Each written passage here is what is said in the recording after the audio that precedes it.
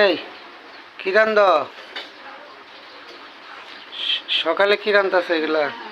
ইলিশ মাছ, তারপরে হচ্ছে আমাদের নদীর ঘাইরা মাছ।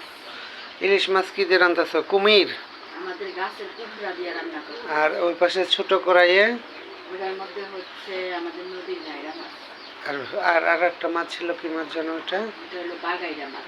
বাগা, ওইটা বোনা করতেছ? গরম লাগবে তো, তোমার মুখে তো বলে রুচি নাই। তুমি যে তোমার যে ই করতে গেছিলাম, দাঁত ব্যথা করতেছে।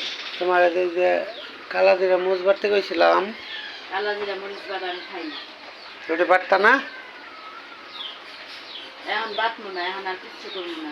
এখন এই দুই তরকারি, হ্যাঁ, দুই তরকারিটা খাইতে আর সকালে। গরুর মাংস আছে। ও তাহলে 3 তরকারি ঠিক আছে। ভালো হবো তো তরকারি। ইলিশ মাছ আর কাছের এই যে কুমির। দেখো, এই যে।